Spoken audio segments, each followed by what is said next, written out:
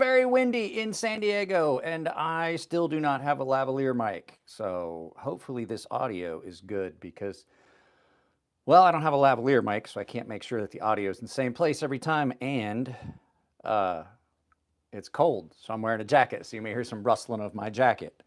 Um, so I don't have a lavalier mic yet. Something had happened with my lavalier mic. We talked about that in a live feed here not too long ago. I was supposed to get a replacement, and as of yet, I keep getting notifications that it's been delayed. So I may have to cancel that. Like I may have to see about what I can do with them. Like, look, you guys have said it's not them. It's already been shipped. It's just been, let's get this here, all messages. It's been shipped, but it just keeps getting, I think it's lost. It just keeps making loops. I get notifications that the date has been changed. The date has been changed. The date has been changed, as well as a knife I was hoping was coming for a comparison with this big monster. Hey, what's up, Mark? I ordered an actual Navaja, not a full-size Navaja. I didn't need another knife this big. I got a Navaja that is more like a normal size knife. I just wanted to compare the two. So, yeah, as you guys know, there's some knife brands out there that are not on my preferred vendors list, if you want to say. Let me see. I want to go in the house, but I'm not going to go in the house because the dog gets all wound up and he starts jumping up on the couch. With the wind, he's all anxious. So, yeah, I wanted to talk about some stuff. I did get some cool stuff. I got some cool stuff you guys are going to see. I'm going to see about maybe this Friday night doing a Crazy Sharp After Dark episode. I have got a couple things. What made me think about it is I wanted to do something kind of Gucci looking, like bougie, because my daughter stole me a pair of Waldorf Astoria slippers when she was at the Waldorf Astoria at her friend's birthday party. And I thought, to go along with the look of having Waldorf Astoria slippers, what would a refined hillbilly like me need? And so I got a camouflage smoking jacket with cuffs, collar, all the works. It's just a smoking jacket, but it's made out of the same material as a poncho liner. I'm not gonna lie, even if I don't do Crazy Sharp After Dark, this is probably one of the most comfortable, warm, like relax around the house items I've ever had. So 80 of you guys here, 2 likes, please drop a like. I don't think we're gonna garner the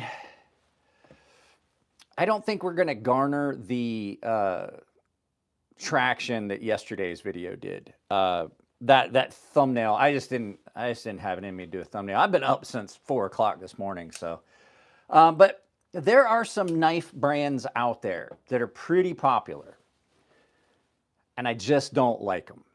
And a lot of people are like, well, this and that, and a couple of them are fanboy brands. Like, you're gonna get some shit. You're gonna get some shit if you talk about. We don't talk about politics here, Gerald. Doesn't matter what I am. This is not a political channel. I got friends that are Democrats. I got friends that are socialists. We don't talk about politics. It just makes fights. There's some brands out there that are divisive and they have big fan followings and people love them. And I'm not talking about Spyderco. Spyderco actually is a brand I like a lot. I'm going to bring this down a little bit and maybe change the angle I'm standing at. The lighting's not great. Typically, when I do a live feed like this, I would have the studio door open. I'm not setting up studio lighting for a live feed because, well, that's a pain in the ass. Spyderco does have a following, and if you talk bad about Spyderco knives, people are going to hate on you in the comments. And I'm not going to lie, there are some bad Spydercos out there. People seem to think Spyderco can do no wrong, and that's not the case. They do make great knives. Not all their knives are great.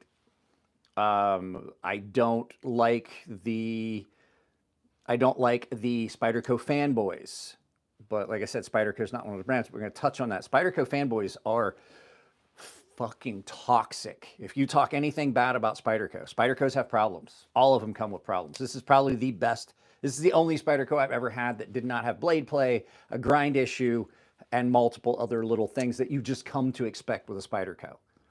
They come with their own laundry list of issues. This did not.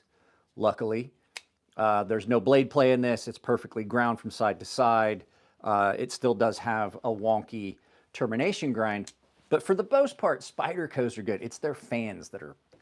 Guys, if you're a Spyderco fanboy, I got news for you. If you're one of those guys that jumps in comment sections and just blasts people for not liking a Spyderco, Spyderco fanboys are the worst. Scab did, this is the reason I'm doing this, is Scab did a video talking about the worst fanboys, and he didn't get some of the ones that I'm going to hit. He got some of them, but there's a lot of brands out there that they're just horrible. And then their fans are just the worst as well. So the first brand I want to talk about, and I only have fucking dog hair in my mouth. Every time I play with the dog, I want it with dog hair in my mouth because he's a golden retriever and he sheds all over the place. Kershaw knives.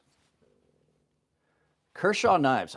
People get upset when you talk bad about Kershaw knives. Kershaw knives, in my opinion, are horrible. And I had this written down somewhere and I don't know where I put it. Kershaw knives are horrible. And a lot of the reasons are, they're the offshoot, like, budget line of ZT. And originally they were like all American made, USA made. I've seen people get sponsorships from Kershaw. I am not going to be one of those people. I'll tell you right now, because they're going to see this video and be like, what the fuck? I've never had a Kershaw knife that didn't feel cheap, that didn't feel like it was not a good knife. I've had a bunch of Kershaws. I had the Blur. I had the one that was done by, I can't think of his name now. I've had a bunch. I've had some Ken Onions. The only Kershaw that I've ever really liked was the Leek and the Chive. Those were good knives. I liked those knives.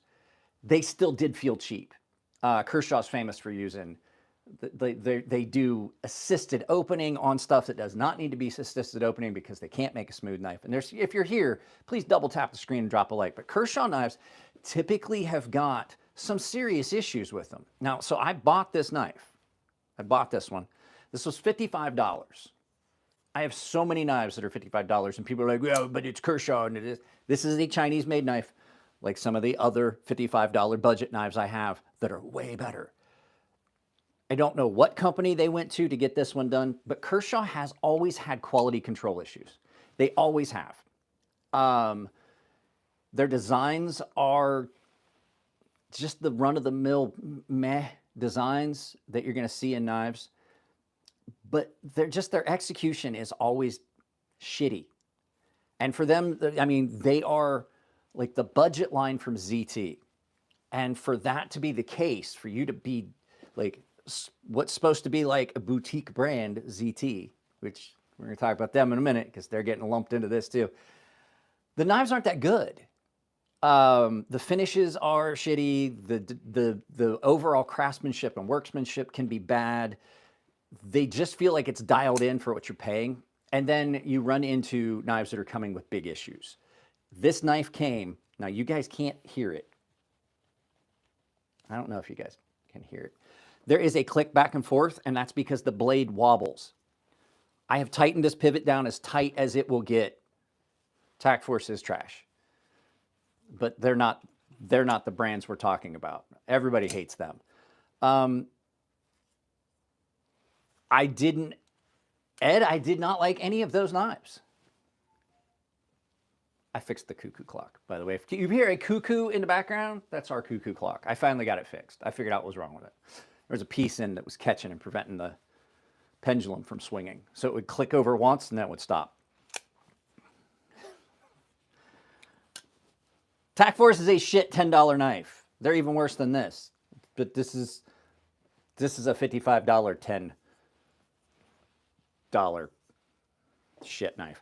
At any rate, so Kershaw's quality has continued to drop. They no longer make their stuff in America for the most part. I mean, they make some in America, but they make a lot of their stuff in China now. But now they're going to Chinese manufacturing that isn't good. In comparison, this is a $55 knife that is absolutely amazing. It's made in China.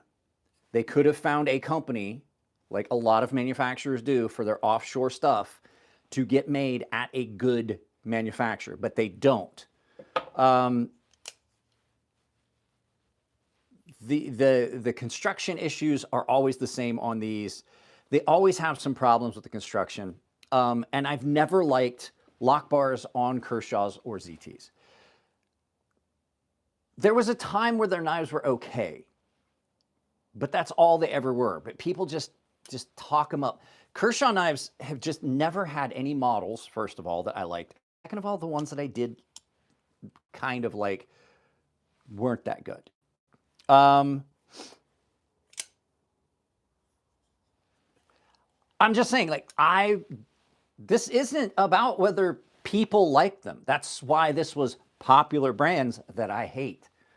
I'm not telling you you have to hate them. I'm telling you why. I find their knives to be shoddily constructed, cheaply made, cheap designs, and then they're sold at a price point that just doesn't make sense when you look at the quality. To put this in perspective, down here, well, around here somewhere, I have it. Here it is. So this is a $55 knife from Kershaw. This is the Strata XL. People told me that since I liked the Espada, I would probably like the Strata XL because they are both based on a Navaja knife, and they are, and they have some similarities. But so this is a $55 knife. It was bad. It was bad. This Kershaw, it was bad. So Kershaw knives are bad. This is a $10 knife. Dustin, we're going to talk about that a little bit later. Stay tuned. This is a $10 knife. Kind of similar. You've still got a nice thin blade profile. Cuts really well. Good solid lockup. There's no blade play in this. This is a $10 Kudu by Cold Steel. These are great. They don't have a pocket clip and stuff like that, but they're not... that's not what it's for. This is a big, good cutting knife for $10. It doesn't have to be anything fancy. The other thing with this is the action on this, and on a lot of Kershaws. This is why they do assisted opening knives. You gotta like slam on that to get it to deploy. Part of that's because it's a big, heavy blade, but there's things wrong. But then they let things leave the factory with issues like, I can get my thumbnail under here. Maybe it is stuck in there this time. This came out. This has come out several times. So that's what I see from a lot of Kershaw knives. They just are not great. Now, I will say, costs way too much, Benchmade. We're going to talk about Benchmade. Don't worry, Benchmade's in on this list. This is a list of companies that I absolutely cannot stand. And a lot of it has to do with their fans. Yeah, but to let this release and not QA it and things like that, and then on top of that, price point on some of their knives. Now, we're going to move from that one. Nope. I don't like autos. So if you want to talk about types of knives I don't like autos. I don't find them to be practical or useful. Grant and Gavin Hawk knives. They're on my list of brands you won't ever see on the channel again, but not because I hate their knives. I actually like the Deadlock. It's perfect. Like, if I had to have an auto, it would be a Deadlock, but I'm not giving them any of my money because they're not very good people to other people in the community, and they're not nice to their customers. So they're one of those. Okay, so my thing with the Hawk knives, and it's not Grant and Gavin anymore because one of them passed away, the father passed away. Really nice it shows, but then when you deal with them outside of a public setting, they're pretty trash. They were pretty trash the way they dealt with me. I wasn't even trying to get a knife from them. I was just simply trying to open a dialogue on doing an interview with them, and they were just horrible to even talk to. Like at the show, they were great up front. They're like, yeah, nice and sweet. And then you talk to them after, they're like, yeah, get a hold of me. Here's my info. And you get a hold of them, and then they just were not the same people that you talked to at a show. I did not dig that two-faced thing. So guys, there's 76 of you here. Drop a like, please. So the next brand we're going to talk about is the parent brand of this, which is ZT. And I don't own any ZT knives because I hate them. I don't own any ZT knives because I hate them. Yeah, SE knives are one of those companies that like they will let you get away with anything with your knife and still take that. They'll take that knife in and fix it. As will Bark River, the Tops. Those are ironclad guarantees, and they're good knives. So I love Civivi. Civivi is good at any rate. So the next one is ZT. So ZT is like the parent company of Kershaw. And there was a long time where you could get like the expensive ZT model, and then there was a counterpart on the Kershaw lineup. And I found I only ever owned two ZTs. I had an 0300 BLK. That was the Ken Onion Mixed Strider collab. And it was an okay knife. It was assisted opening and stuff like that. I still didn't, like I didn't love it. It was an okay knife. But the problem I have with ZT is they are charging a premium for their knives. They're charging a premium for their knives. They are not really giving you anything that's much better than a Kershaw. They're billed as these big overbuilt knives. They have a lot of lockup issues with their frame locks, and I'm not talking about doing spine wax. I need to put my reading glasses on, or my headache looking at this. Ken Onion. Guys, I had to label my microphones. There was supposed to be a big get together, and then it got canceled because of the fires. The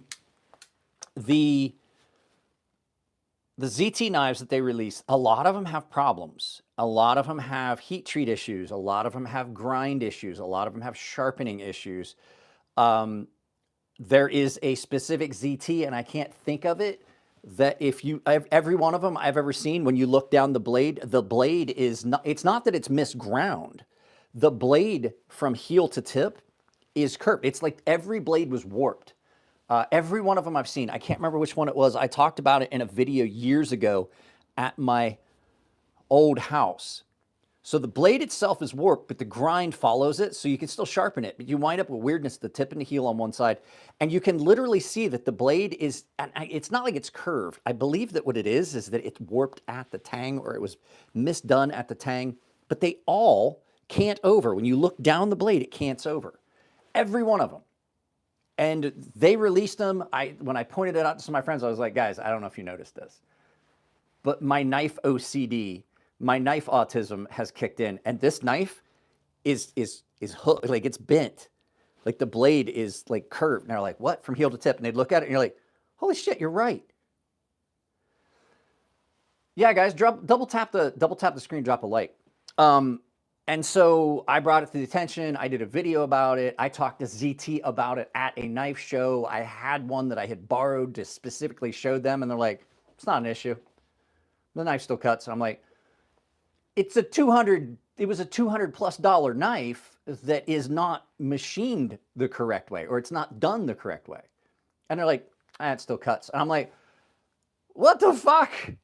So I just don't own any ZT knives. ZT Knives is a brand that just, I cannot get behind.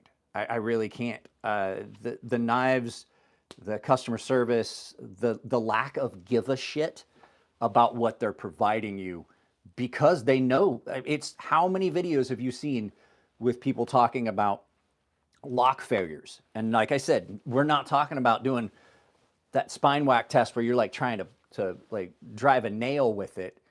We're talking just tapping, or even light pressure, you can feel lock slip on them. And they just don't seem to care, because they're like, we got fans, they'll buy our stuff. Which, Michael, we're going to get to that. That's a brand we're going to talk about. So Yeah, it's just, it just seems that that company does not give a rat's ass about the product they're releasing. So I just can't in my head figure out why they have such a following. Boker's not a brand I hate, but Boker is a brand I don't recommend. Boker is one of those ones that's on that roller coaster of hit and miss. Like the Burnley Quaken, awesome, awesome, awesome knife.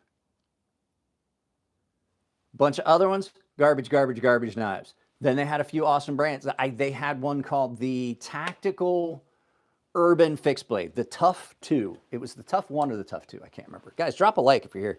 What was this? What's a good brand with all these? I didn't say all the major brands are bad. Spyderco's great. Cold Steel's really good. Microtech has dropped prices and made so many good knives. The Kalashnikov is trash. I have one. And you see it lives in its box because it's a very bad knife. It's comfortable in hand. It's just not a good knife. They're a pretty bad knife. The only reason I have one is someone got me one as a gift. Cold Steel doesn't seem to be worried about customers. I have yet to get a bad Cold Steel knife. I've had Cold Steels that had issues. I have so many Cold Steels. Will you get a Dirk? I can't afford I can't afford any knives really right now, and definitely not a custom Dirk Pinkerton. Dirk's a good dude though. Like, support Dirk. If you can buy one of his knives, absolutely do it. Cold Steel absolutely still offers some of the best value for the money, and their warranty is still very good. I don't see where, like, I'm not a Cold Steel fanboy, which the problem with a lot of these companies, on top of the problems with it, are the fans, the fanboys that will white knight for a company that does not give a shit about them. Cold Steel actually still does provide a really, really good product. Hogue is another great company. Hogue is a good American-made company. If you're like me and you hate Benchmade, which we're going to talk about a little bit, Hogue is your best option. Like, Hogue is the way to go. Oh, Case is on this list. Don't worry. Hogue is the way to go. If you want a good knife, no, I started it with Kershaw. So ZT and Kershaw, they fall in that same bucket. My big problem with ZT is the way they're billed, the way that, not their build, but the way that they're marketed as these over the top,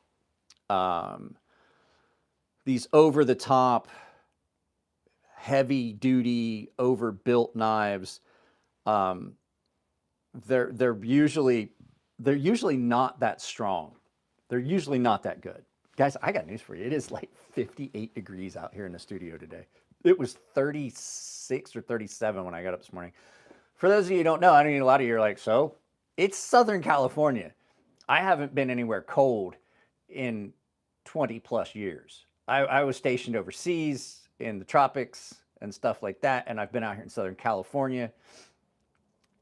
I was in the Middle East. I have not been anywhere cold in a long time. And when I got in the Volkswagen this morning, I had to cycle the glow plugs twice. So, yeah, suit and tie guy, I couldn't do it anymore. I'm cold. Everybody's like, oh, it's like shorts and t-shirts when it's in the 50s and 60s. If it's in the low 40s and 50s here, it's miserable. So, at any rate, yeah, ZT doesn't hold up to the scrutiny when you look at it for what they claim they are. WE knives are great. Jeff Hamilton, WE knives are great. I absolutely like WE knives enough that that's who I approached to make my first production knife design that came out. So I don't see a problem with them. They've been awesome. They treat their customers well. They've got good designs. They're quality. Here's the next one.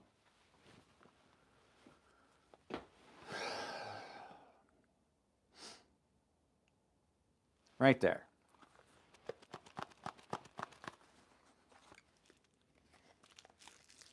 It still has the goddamn cellophane package. It was Mtech knives. I don't know why people buy them. I don't know why they exist. I don't know why people can even justify buying. Like their big selling point on this one was a ball bearing pivot system. Ball bearing pivot systems have been around for a long time. Guys, the air is so dry in Southern California. Hang on a second. I got to get a thing of water. That's why everything's burning down. The humidity here when I got up, when I checked the last time, was like 14%. Like my hands are dry and sore and shit. So, yeah. So Mtech are just trash. These are those trash gas station knives. They are spray painted. This one is a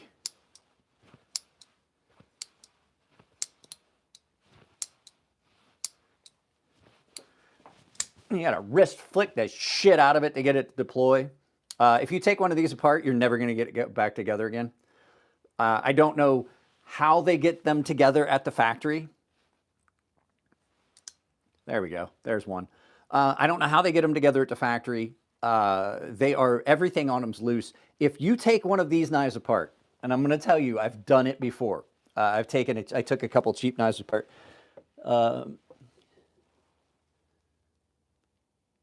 If you have friends, if you just want to give somebody a gag gift, or if you need a knife for a day, I can see it. Like if I left the house and I needed a knife for a day, like if I was going fishing and I was just going to cut fishing line and things like that, and I forgot everything else, I maybe would buy one of these for $10 at a gas station. I'd stop at a truck stop.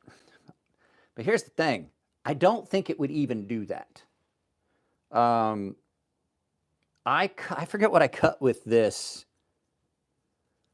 And it's got a spot where the edge just completely disappeared. It didn't come sharp to begin with. But I mean, in a pinch, if you went to the gas station and there was like 5 or 6 of these, you could find one that was sharp enough to cut fishing line for a day. And then you could throw it in the water before you left because it's steel and it's biodegradable. It's going to rust and it's going to break down. Mtech knives. Absolutely horrible.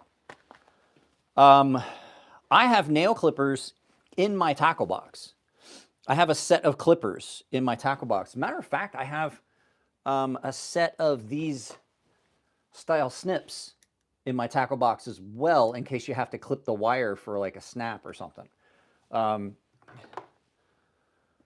Throwaway weapon. That's like, here's the thing. Everything's a throwaway weapon. If I stab somebody with it, I take it out in my grinder and I would just grind it into dust and then spread the metal dust around in the yard. These don't. The only reason this is even here, the only reason this is here is because it was a gift. If you guys ever wondered what happens? Like I get gifts to the channel all the time. Things like this come in. And they stay here. I've actually had to move things around. So if you guys have sent something to the channel and you may see a video with the background. I don't have anything in my pocket right now because I'm in a pair of pants, like track pants, but it's right here. It's going to go in my pocket when I go to pick my wife up from work. So, it's a little heavy. It's a little heavy in a pair of track pants. Yeah, Mtech, the Tac Force, any of those brands, just stay the F away from them. They're all horrible. They're not worth your money. And people are like, well, it's only $10. I'm like,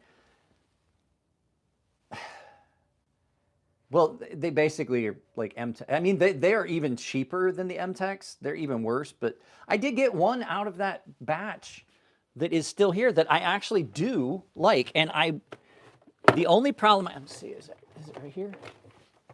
It's here somewhere. I have, yeah, this one. So I got this knife on Cutlery. Every once in a while, you'll find a little hidden gem. This was on Cutlery Corner, Frost Cutlery. This thing, actually, it held up pretty well. It seems to be heat treated pretty well. It's got a nice edge profile. The only problem I have with this one is it's got a shitty sheath. This is probably the only $10 knife I've ever gotten that was ever worth a piss. I mean, it's got some problems with the sheath. It's got good retention. It's a crappy nylon sheath with a plastic liner. That's the only real thing that's wrong with this. At $10, this thing was awesome. And it came with tricolor rich light. If you guys remember when we used to do that. This, every once in a while I get a gem, but they are horrible. They are horrible. What does heat treated mean? What's the concept? I never knew. Okay, so when you get a steel comes annealed. When I would make knives, I would get a plate of steel and I would cut out the general shape of the knife. I would get all of my flattening and everything done so it was true and flat. And then I would heat treat that steel. So you take it from an annealed state and then you heat it up to a specific temperature and then you quench it. And so what happens is when you get it to that specific temperature, it depends on what the steel is. For 20 CV, it was 2200 degrees. It goes past magnetic, and what happens is it becomes a little bit plastic, and so carbon and some of the other elements of the steel can interact in a different way, and they form a lattice or, you know, crystalline structure where now that steel is, you're combining chromium and carbon and some of the other things in that and making carbides. And then you quench that, and what happens is it gets really hard, but it'll be brittle, and then you have to temper it. If you don't heat treat a knife, it's not going to hold an edge. So that's just basically, you can look up videos on how to heat treat and temper a blade. So heat treating is the hardening, tempering is softens it up a little bit. But at any rate, most of those shitty knives are. This has a pretty good heat treat. It holds an edge really well. This is not a bad little knife. Would I recommend going to get a chip away cutlery? No. No, I got the one good one that came off the line out of however many thousand got produced that day. So don't go with the Frost Cutlery stuff. But that's not a brand we're talking about. Those fall into the whole Mtech thing. But like people are like, okay, so an Mtech's only $10. Yeah, but if you got to buy 3 of them in the span of 6 months, you've spent $30. In a year, you're going to spend $60. This knife is $55, and it's going to last me multiple years. It might not last me a lifetime. I don't know. This is a pretty good knife. It probably will last significantly longer than any of the other garbage knives that I ever owned when I was younger.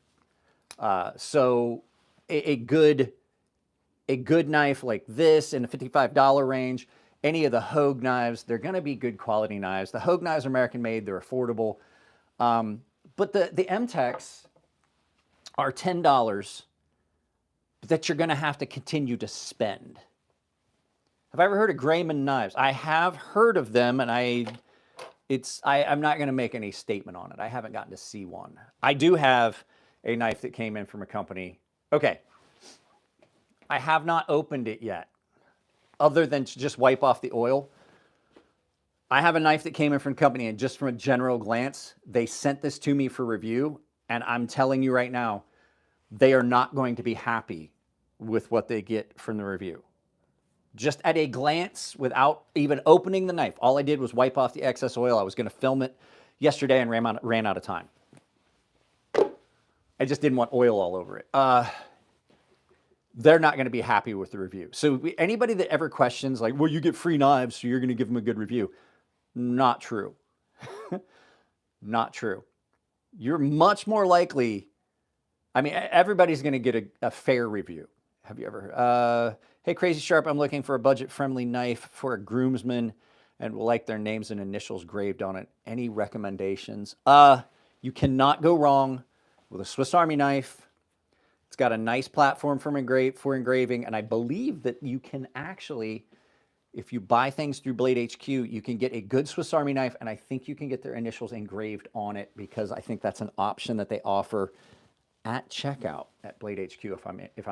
Use my Blade HQ link down below. These are not expensive. A nice Swiss Army officer or the Tinker are great little knives. They're quality knives. They hold up. The Victorinox Swiss Army knives, absolutely going to be a good option.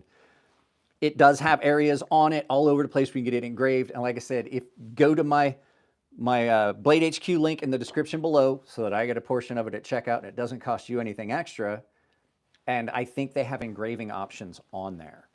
So it's just a classy thing. And here's the thing, not everybody's going to want, this is a $55 knife. It's not that expensive. It's a good budget knife, but this is not going to appeal to everyone. A Swiss Army knife is something that every man or woman can use. My wife has one of these in her purse. My daughter has one of these in her backpack. My daughter also has a Spyderco Matriarch 2 and the strongest pepper spray they make in her bag because she uses public transit to go to campus for her college. And she's only she's 17 now.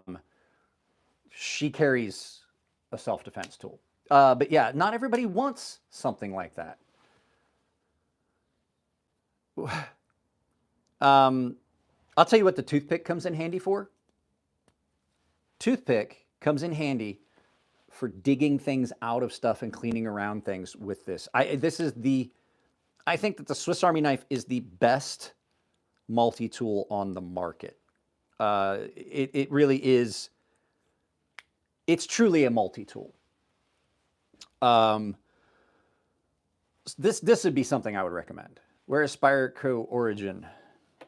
Spyderco actually comes from, Sal Glesser made a thing that was the spider grip, and it had multiple clips, and people used them for small detail work, especially for soldering electronics and things like that. Then they made the sharpening system, then they made the knives. So case knives, do not buy case knives. Case knives are garbage. It was not a car thing. It was not a car thing. It was a small little thing for holding small parts. It had multiple arms with clips and stuff on it. The case knife supremacy. Case knives is on this list. So yeah, the Mtechs, the cheaps, the Frost Cutlery, the chip-aways and things like that, stay away from. Now we're going to talk about a much more popular brand. And John Grimsmo, if you're talking about Grimsmo knives, he was a Volvo. He made parts for Volvos. Why can't I say that? I can't say that word. He made parts for Volvos on his CNC. He made exhaust manifolds, things like that, and then decided he was going to get into something and decided he wanted to make knives. John Grimsmo is not a knife maker. John Grimsmo is a machinist that just happens to make knives. He makes some of the best knives you're ever going to fucking find, too. For a guy that is a self-proclaimed not a knife maker, he does a pretty good goddamn job of it. I love John. I haven't got to talk to him in years. I talked to his brother a few times, but like John Grimsmo actually will tell you he's not a knife maker. At this point, he's a knife maker. But John Grimsmo 100% is a machinist that just makes the most incredibly detailed knives you're ever going to find. And people are like, why do they cost $1,000? And I was like, because they need to cost $1,000. Well, I don't understand it. He makes his own fucking screws. It's 11 o'clock, cuckoo clock. So, yeah, they cost $1,000 because they're worth $1,000.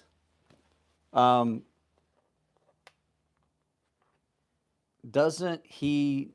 No one cares about these knives. Apparently 105 people do, and you're the only one that doesn't.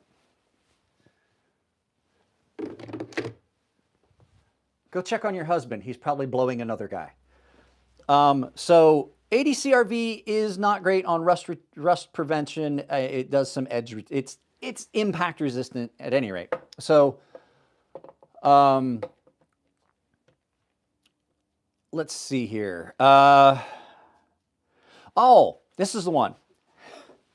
This one is conflicting because I hate Emerson knives, but I love Ernie Emerson. Ernie Emerson is a great deal. I want to preface this by saying that I love Ernie Emerson. Ernie Emerson is probably one of the greatest dudes you'll ever meet at a show. Regardless of what anyone says, Ernie Emerson is probably the nicest guy you'll meet at a knife show. Ernie Emerson knows I hate his knives. And I don't hate them. I have a lot of problems. I don't think they're worth what they charge. Ernie Emerson knows this. And Ernie Emerson still calls me over to his table and he's like, did you try the new whiskey we brought? And I was like, no. Give me a glass. And he's like, here, go get a glass. Go get a cup over at the water thing at a show. Because Ernie Emerson has his own brand of whiskey. And so Ernie was like, come here, come here, come here. Everybody at Ernie's table hates me. Ernie loves me. And I love Ernie. He's a great, great dude. So Ernie, if you happen to see this or somebody shares this with you, I still love you. Great, great dude. Now, I don't like Ernie's knives. I, for a long time, have said, how do you know you have an authentic, is the whiskey good? Yeah, Ernie's whiskey, and they started a coffee brand, I guess, as well. Both awesome, from what I understand. The whiskey's really good. So I have for a long time said, how you know you have an authentic Emerson is it feels as though someone put it together in the dark with their feet. Because the screws are in crooked, none of them are in the blade. Everything's sharp edges everywhere. They're obviously chamfered by hand and they didn't do a real good job of it. And they're just not a good quality knife. They are absolutely not worth the price that they're charging for them, for the level of quality control, the way the grinds are done. I've had people argue with me, well, you don't know what you're talking about, this and that. I'm like, I'm going to tell you right now, I've handled a lot. That might be the problem. It might be that there's too much whiskey at the knife plant, and that's why their knives just feel like somebody put them together in the dark with their feet.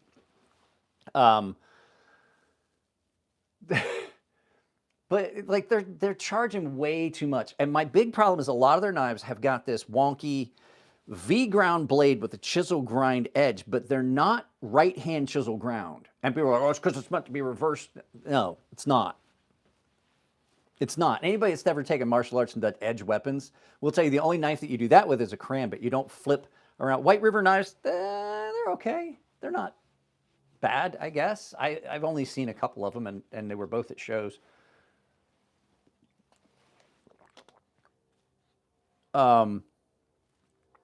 Yeah, so my big one with theirs is it's price versus what you get.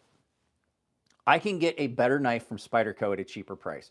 I can get a way better knife than either of those from Microtech at a comparable price. And I'm going to tell you right now, Microtech has improved their quality.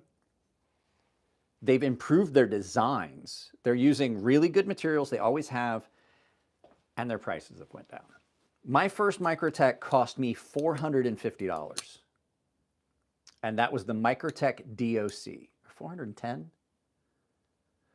Between 410 and 450. I also had the Whale Shark, which was well over 400. I think it was 410, 420. I don't find this to be soft. People say that about the M390. I don't find it to be soft. I use this all the time. I have not had any edge problems. I don't see what the issue is that people are talking about on their M390. I don't see it. This is the Microtech Amphibian. This is the best knife I've ever bought. I use this knife all the time. I cut with it all the time. I've only ever had to sharpen it once.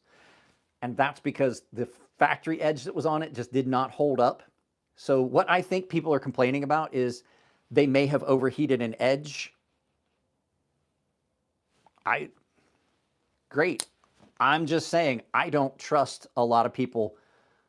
Okay, so Lucas, I'm going to tell you, I don't trust, after the whole thing with the whole HRC mafia that came out and people were like, this company's great, and they had to come back and say, okay, well, we sent, after our testing was done, we sent it out to another company and they tested it properly and they are hitting their marks. There were a couple companies that had some variants, like Lion Steel actually changed some stuff.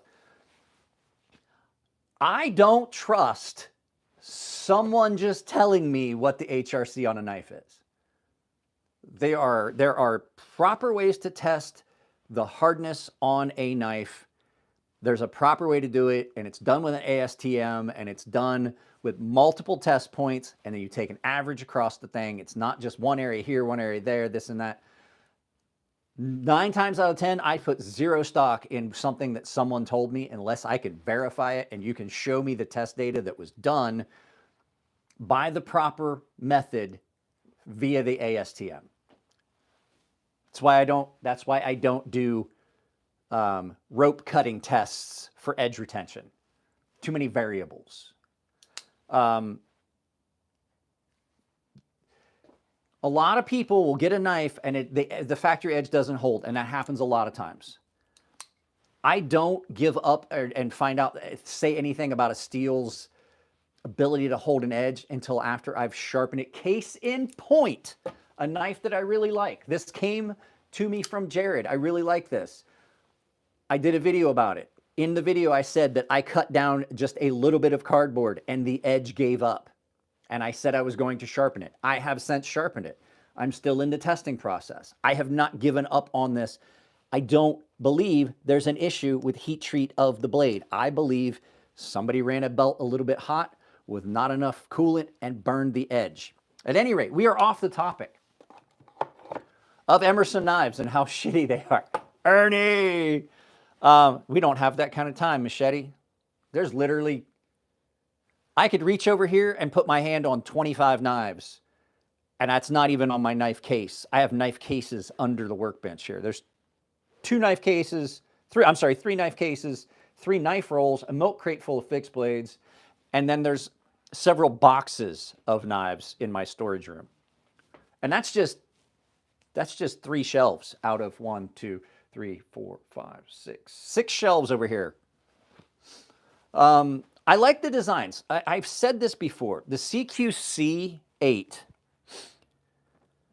is a good-looking knife. It's just not a good-feeling knife. I'm not digging that all out either. That's not what we're talking about. So Emerson knives really are not... We'll look at some knives after we get through this. Emerson knives is just not a brand of knives that I can get behind, even though, like I said, I love Ernie and his wife. Super, super sweet people. I just can't justify recommending the price point.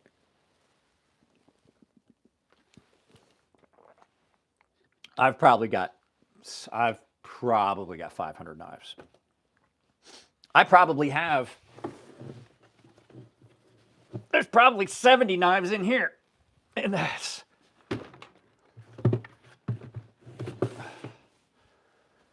so, oh, I've probably got more than that. I'm just saying like 500 that are worth anything. I have a whole box of knives that were from high school. So yeah, I just can't do the Emerson knives. There's a lot to be said when the best Emerson you can get is made by Kershaw. And we already talked about how I feel about Kershaw. Olamic is great. I love Olamic. I love Ilya and Eugene, the owners of the company. They're their father-son. They're always at shows. What is this?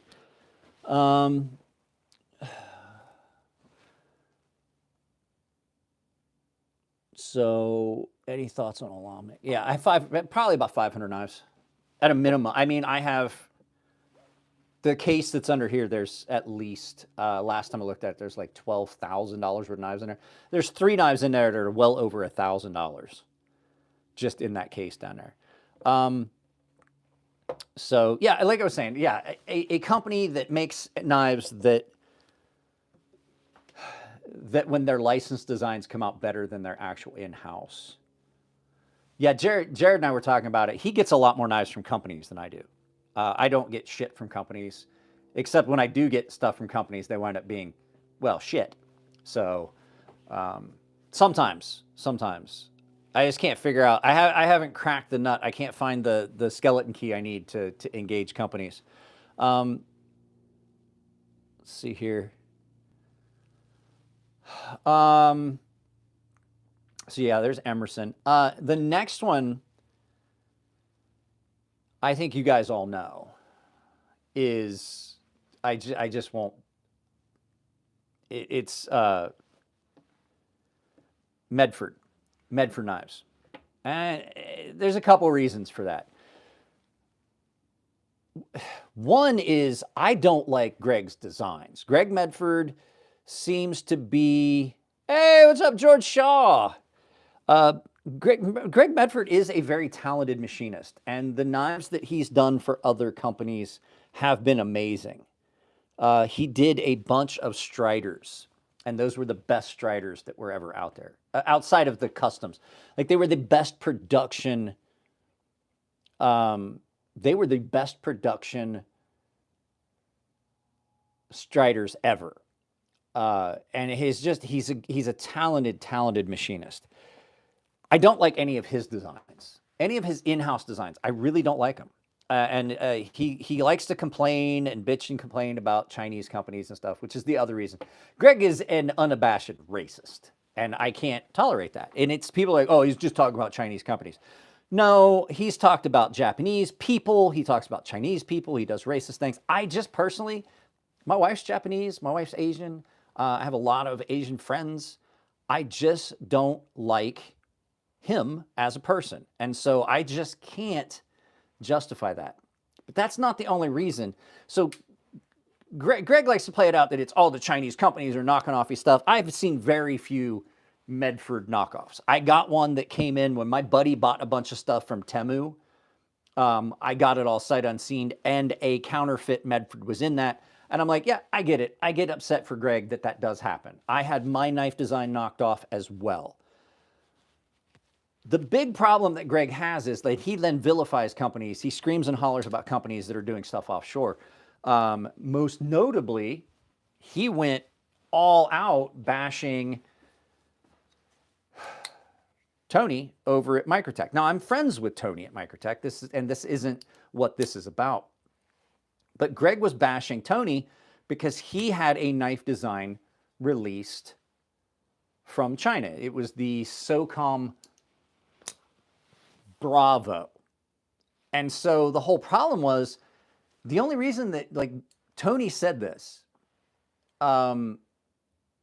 just because you're a Marine doesn't mean you're not a piece of shit. So everybody's like, oh, but he's a veteran. Yeah, I'm a veteran, and I know a lot of veterans, and I got news for you. A lot of my fellow veterans are fucking hot trash, garbage people. Case in point, Navy Chief. The Navy Chief is a unique rank to anywhere in the military. The Navy Chief is held in a special spot and things like that in the military, and especially in the Navy. When I worked for the security department, we had to bar a retired Navy chief from the installation because he would come into the base gym and go through and steal shit out of unlocked lockers. So don't tell me just because you're military or ex-military that gives you a pass that you're not a piece of shit. Because I'm a veteran. I know a lot of veterans. They're fucking garbage people. So at any rate, the big problem is Greg wants to blame everyone else for his failings except Greg. If Greg's designs were so good, Greg Medford would not have machining space to offer OEM. If Greg is actually not mad that Tony sent the SOCOM design offshore to a Chinese company because Tony's production couldn't keep up with the demand. What Greg is mad about and is deferring this is that Greg can't seem to find a design that flies off the shelf fast enough for him to keep his line busy, and so therefore he's making other people's knives. If his designs were that popular, he wouldn't be making other people's knives because he wouldn't have fucking time. And I guarantee when he lands on a design that does that, you're going to see a 180 shift. When it gets to a point that Greg Medford can't make all the knives that people are ordering, Greg will offer a budget line of knives that's made in China. I would put fucking dollars to donuts on it because that's the kind of hypocritical bastard that Greg Medford is. Which leads us to another hypocritical bastard, Hoback. Jake Hoback. Jake Hoback is a hypocritical piece of shit. So Jake Hoback, back in the day, and this is why you won't ever see a Hoback knife on my channel.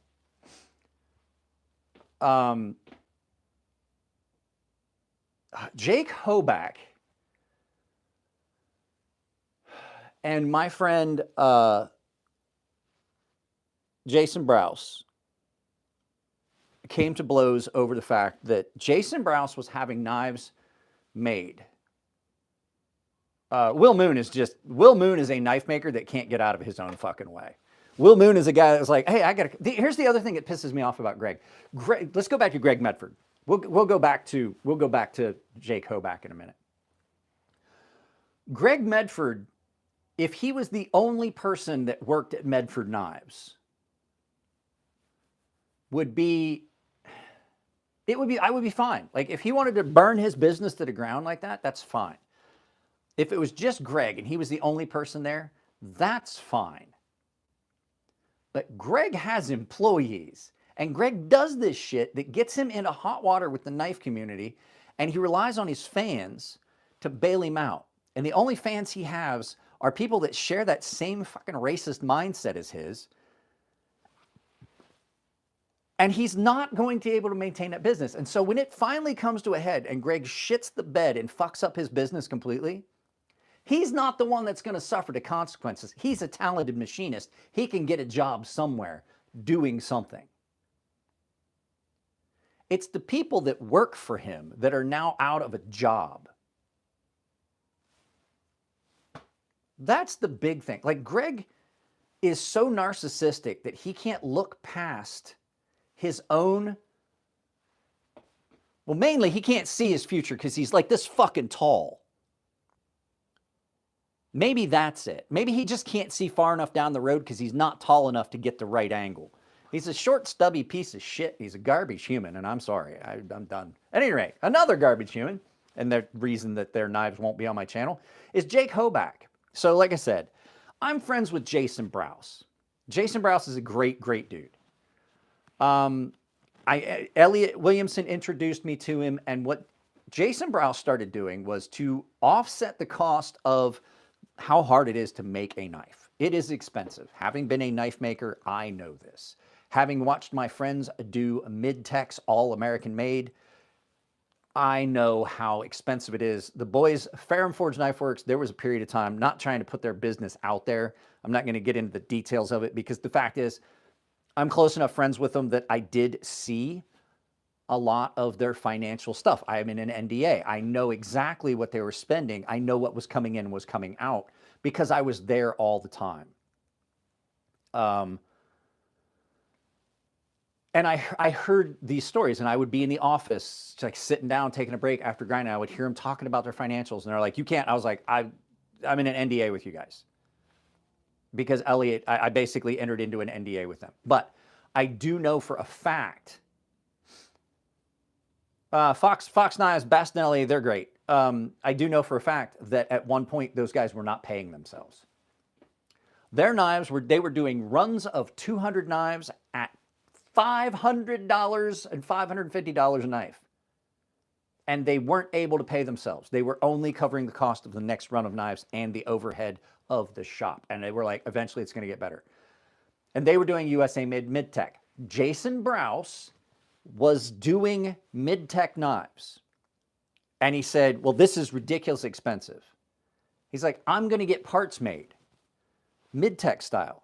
And instead of doing it USA made for the parts, which this is 100% legal, by the way, if you incur 51% of the cost of an item, like if you are making an item, a widget, doesn't matter what it is, a microphone, and you order all the parts from all these different countries and you put it together in your country, that is now the country of origin if you've incurred 51% of the overall cost, right? So if all of the parts of this cost $150, it cost me $300 to put it together, and I'm selling it for $400, and I'm only making $100 per unit, more than 51% of the cost. It's now an American-made product.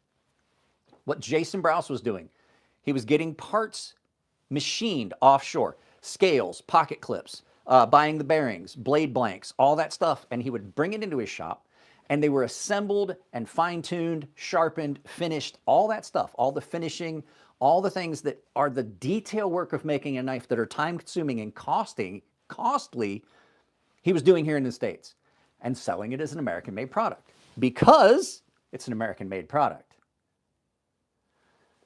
Jake Hoback led the charge of this is bullshit, this and that, fucking throwing a big fit and basically almost ruined Jason Browse's business. Jake Hoback did that. And so Jake also tried to take credit for a device. I'm going to show you. So Chris and Elliot used these as well over at Fire and Forge Knife Works. Find a good example so you can see it nice and clear. Here. Yeah, it shows up really nice on this one. That is a rolling set screw. That's what that device is. So basically it is a single bearing that's set in a post and it rolls. And it was a rolling adjustable set screw so that you could tension something down but still allow it to move. Jake found these parts that exist, and let me turn this around, I'll show you. A pre-existing part. It screws in, and then when you look in here, there's a bearing in its own individual race that rolls, and it removes a little bit of tension. It removes a little bit of friction, but it also makes the detent ball deeper, and it gives you a better action. Jake started using them on knives and started telling people, if you're going to use these, you have to call it the HRD, or the Hoback rolling detent. Well, but he didn't design that. He found an existing item and tried to label it as his design. When people started finding out about that, they stopped giving him credit. So there we've established what kind of person Elliot didn't redesign that. Elliot just found those parts available. Elliot didn't redesign anything. Elliot just stopped giving him fucking credit because Jake Hoback's a piece of garbage. Because he didn't, and he had no grounds to stand on because all you had to do was show, like, this is an existing part. This was an off-the-shelf part. And yes, Elliot did get them. It's a two-piece thing. It's the socket that screws in, and then you just basically press the ball into it, and you can use any ball you want. At any rate, fast forward a few years after the whole thing with Jason Browse. And guys, please, there's 101 of you here. Drop a like. After he tried to ruin my friend Jason's business, Jake Hoback, who railed against the fact that Jason Browse was having parts made overseas and assembling the knives here and following the law and incurring more than 51%, because that is a very time-consuming process to make a knife and things like that. So, he actually did design that, though. EN510, he did design that. Like, that's fair. Like, I still agree with it, but I don't like, we'll talk about Hinderer knives in a minute. At any rate, fast forward a few years, things start coming out that people are finding out that Jake Hoback's knives are being sold as American-made. And now, granted, he did not tell his vendors that his knives were 100% American-made. But his knives had historically been 100% American-made. He knew that his vendors were selling his knives 100% American-made. Why don't I do? Because this is the way you get more people. People don't watch the horizontal mixed slate. People don't watch the horizontal ones. I'll get 3 people. I've gotten already like 3,000 views on this one. At any rate, so Jake knew that these companies were selling his knives, labeling them as American-made.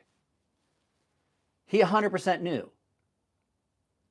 And he never told them, never once told them that it wasn't true. Come to find out, a bunch of the models that were being sold as American-made were completely made offshore. They weren't even like, he wasn't getting parts made overseas. He was getting the entire fucking knife made overseas and then selling it as American. Well, they were selling it as American-made. He was like, well, I didn't tell it. A lie of omission is still a fucking lie. You can't get away with that. And so all of these people that he was going after that were doing something completely legal, He then turned around and did something 100% illegal. And people tried to just, well, you know, it was the vendors. They didn't ask. And he was like, I was like, they shouldn't have to ask. He should be telling. It should come labeled as made. When you buy a knife and it's made in China, at least on the packaging, has to say somewhere that it was made in China. Country of origin has to be on it. So I don't like Mick Strider's Stolen Valor stuff. I do like Mick Strider. Coming from a military guy, let's tell you, I have pretty much forgiven Mick for his transgressions. Is it shitty? Yes.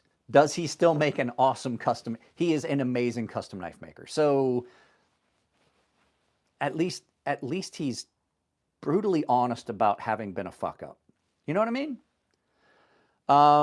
So yeah, Jake Hoback did that. But the other thing too is Jake's knives aren't that great. And for what he was charging, I had the Quayback.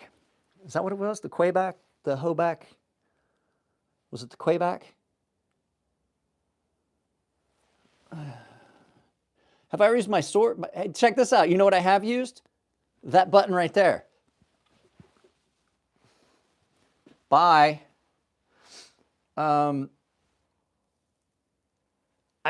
like Mick's aesthetic for his knives. At any rate, yeah, Jake is just a garbage person. And here's the thing. Like, I have noticed that these people that, like, I'm pretty religious. We don't talk about religion on the channel. Have you noticed that? It's in the thing. It's one of the things we don't talk about. We don't talk about politics. We don't talk about religion.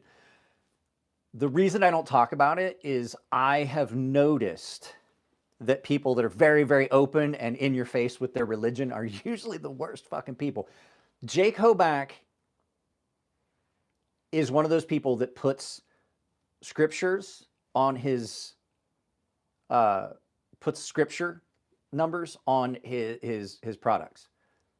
And I have found that that seems to be a pretty good metric for determining if someone is a piece of trash.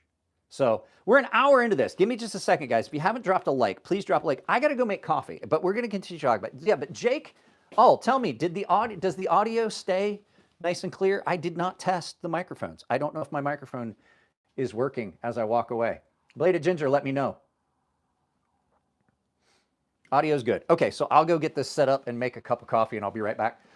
So Jake did all that, but Jake also was the guy that was putting scripture on his stuff. And I've just found that when companies do that, it's almost a play to try and prove to you that we're a good company and things like that. And it just 9 times out of 10 winds up being untrue. Like, those are the people that you always see getting caught up in something. And so I find it off-putting. I find it off-putting. Did I put a cup under that? I did. Okay. I just find it off-putting. And it just bothers me when people do that. I personally, like, I have my own opinions. If you really want to know my opinions on stuff, I had another channel that I was working on. And I just couldn't keep up content on both channels. But it was on Rumble. I had a channel on Rumble that would be under my parent channel, and I had 2 channels on Rumble. And that's where I put that out. But I personally think 9 times, and the reason I stopped was because I was kind of violating what I was saying. I feel that, like, your religious opinions and political opinions are a lot like your pecker. They're great to have. Just don't pull them out in public. That's something I was taught. My father taught me that. He's like, yes, Jeff, when I go micturate, which is the scientific term for taking a leak, I will absolutely. Guys, you see I have everything. I'm already set up to film. I'm not going to have time to film today. I got everything set up. I got the camera set up. I got the focal length correct. I just am not going to have time to film because the stuff I want to film. But yeah, like I said, Jake Hoback just wound up being a complete hypocritical piece of shit. So all the things he was calling my friend out about, he was actually doing worse than, and absolutely lying about it. At least Jake Hoback was being honest. He's like, yeah, I have handle scales milled in China. I have blades milled in Hong Kong. I have this done here. I'm getting these parts from here. And I put it together in the United States, and it accounts for 51% of the overall cost, so therefore it's still an American-made product. Right? Fair.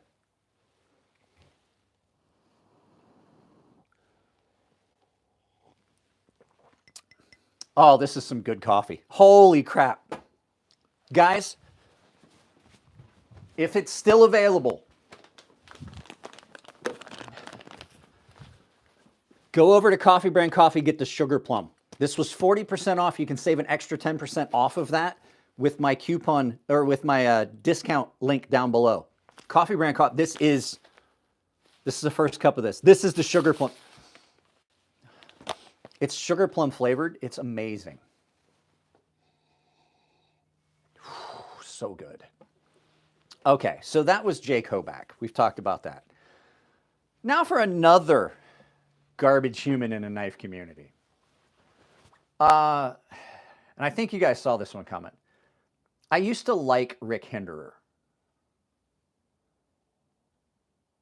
Jason Browse was not charging $5 because he was having parts made and bringing them in. So, oh, George Shaw. So if you guys don't know, I used to be sponsored by Coffee Brand Coffee. I still know the owner.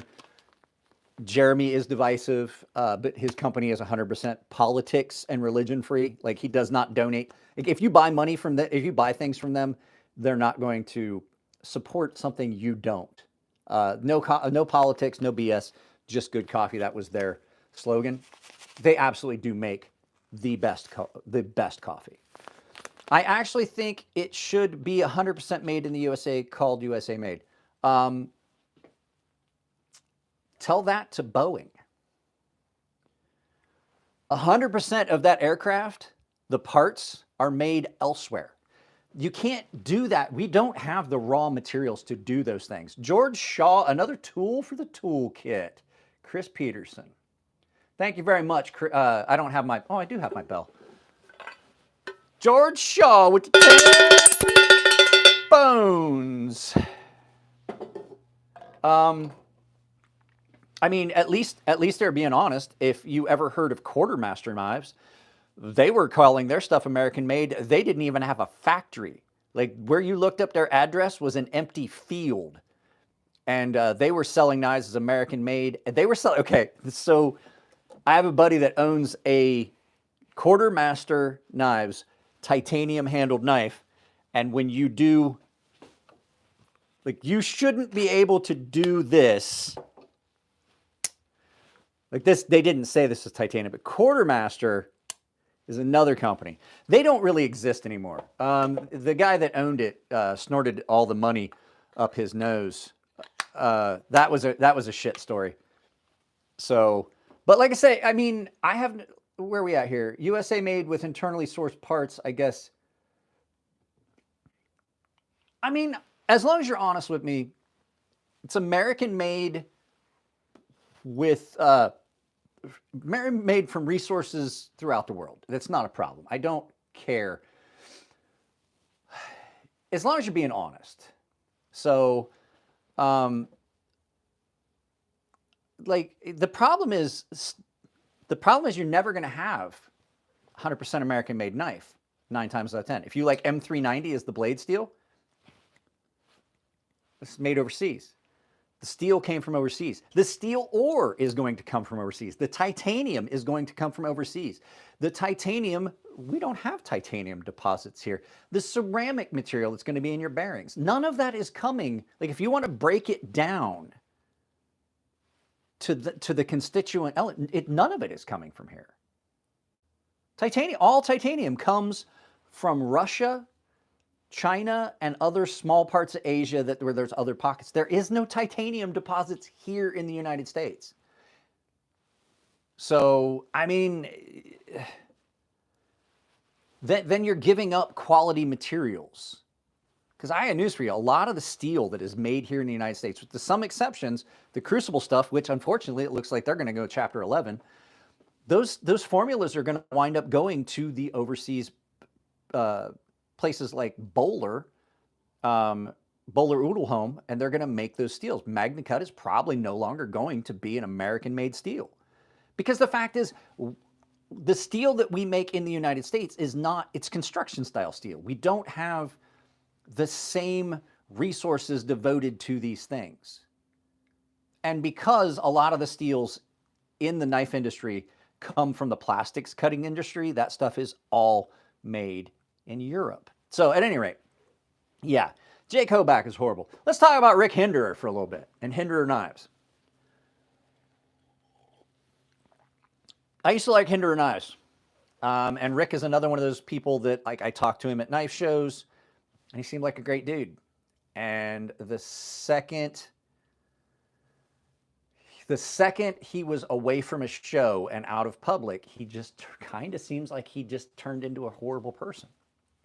Some of the problems that I have with Rick are he let people run his business for him without doing the proper stuff. There were messages leaked about somebody that complained about a knife, and the customer service department. What am I reading here? I heard Carpenter is going to start making more steel for knives because Niagara Specialty. Yeah, Niagara Specialty Metals is where you're going to get that stuff. Rick tried to sue someone for a bad review, and Rick tried to sue my friend Brian over at Transparent Knives for talking about the heat treat on the steel. Transparent Knives got a cease and desist, and Rick also tried to sue someone that was doing reviews. I had one. I don't like the Hinderers. I like the idea of Hinderers. They're not great knives. It's not only is it that their knives are always thick. They don't seem to cut the way I want. The flipper tabs are always on them the wrong way. There's people that just love them, and they're some of the worst fanboys. They are some of the worst fanboys. Like Spyderco fanboys. I like Spyderco, but the Spyderco fanboys are hot trash. If I was to say a bad thing about this, they come after you. This has problems. I just don't like the fact that Spydercos are like the Yu-Gi-Ohs of the knife world. So, but at any rate, Jerry Moen, yeah, the Moen knives, Reef knives, no issues. There's a lot of companies. A lot of people don't like Tony. People don't like Tony. I love Tony. Tony is a unique animal. But yeah, the Buckaroos. That's another group of fanboys. And this popped into my head this morning when I watched at 4 o'clock this morning when I watched Scab's video about that. So at any rate, so Rick Hinderer had someone that complained about a knife, and it came into their customer service, and the customer service folks were sending emails back and forth. Unfortunately, they were also sending them to the person that had made the comment, and they're like, there was nothing wrong with this knife. This guy's just a piece of shit. He wants a free knife. If you just don't want the knife, you want to get a refund, then just say you want a fucking refund. So all this chat stream in the customer service office was going back to the person that made the original. Like they hit reply to all, but forgot to take him off the list. So when they sent out the email, they CC'd, or BCC'd actually was what it was. They blind carbon copied, so no one could see he was on there. The person had sent the email to customer service complaining about the knife. And so he complained about the knife, and then the customer service reps were bashing him. And then the email went out basically to everyone at Hinderer Knives. And Rick never once said a word about it. Until that person sent the emails out to someone else, and they got posted up, and like, this is what happens when you complain and want your money back or your warranty. So the guy wanted warranty work done. He was like, yeah, one of the screws was missing, one of the screws was loose, something at any rate. And the guy was like, if you just want a fucking knife, if you don't want to pay for the knife, then you should, why do these people do this? And this was all internal. Rick never said a word until it got released, because Rick was on that strong. He saw those emails. He knew that that's what his team was saying about their customers, and he didn't care until it got released. Then Rick also, like I said, cease and desist with Transparent Knives for doing nothing other than telling the truth. So if you don't know, Brian over at Transparent Knives he does knives for other handles. So basically he makes drop-in blades for other knives. Like he makes a really cool one for the 940 and things like that. And so he made these knives, but he also was testing knives that were coming out of other people's knives. And he tested some of Rick Hinderer's knives, and other people tested Rick's knives. And he said, you know, hey, these are run soft. Provably true, right? They were run soft. They were tested properly. Like I said, they weren't done by some dude in a factory that was doing it after hours because he had access to the equipment, like the whole big blow up and kerfuffle with like Lion Steel and a couple other companies that they're like, well, our guy is like, he's testing and all this. And I'm like, I don't believe it till I see his certification. Then they sent out a certified lab and it comes out that their guy who was apparently so good at it was wrong. No one apologized to me for being, no one apologized for me for fucking trying to shut down my live streams. And there was a guy that fucking threatened to R-word my daughter on a because I was talking bad about the guys that were calling out the Rockwell. And I was like, I'm not saying don't go after companies for inflated claims. What I'm saying is have it tested properly, not by a guy after hours because he has access to the equipment and knows how to use it until you show me the samples. Yeah, that's what I said. Sample size, large sample size, done properly, following the ASTM, someone that's certified to do it. Absolutely. I'm fine with that. And so that's what Brian did. And Brian has his own issues. He went after my buddy Alex Steingraber, and I'm like, you're barking up the wrong fucking tree, buddy. Like, you're going after Alex Steingraber for something you're saying, and you've got customers that have been waiting for a year for knives, and you haven't even given them an update. Circle back on that one. But I like Brian. I like what he does. But at any rate, so Rick went after him on that. But the flip side is the knives are overpriced. They always have lock issues. Every Hinderer in Jared's collection at Neves Knives failed light spine whack tests. Save one. The one that I did give a Hinderer Knife of the Year one year. XM18 small flipperless. It's a great knife. Would I ever buy one? No, because I'm not going to support that company. That's what this is all about. These are companies I just won't support. I'm not telling you guys you have to hate them. I'm telling you why I hate them. That's been the whole point of this. Leon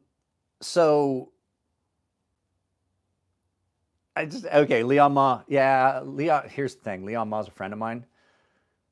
I fucking definitely, was that the field grade that came out?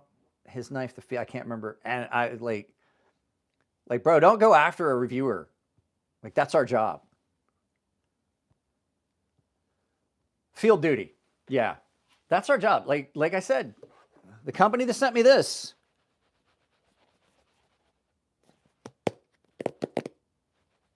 that Moorish made, I don't remember what happened to it. I think that was done as a giveaway, George. I think that Moorish made was done as a giveaway. George gave me a bunch of stuff.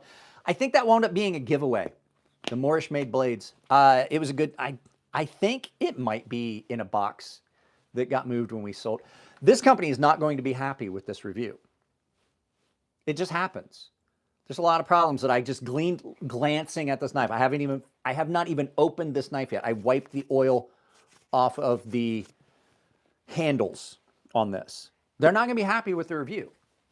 I'm telling them. I'm going to tell them that they're not. The first time I open it, I know I'm going to find...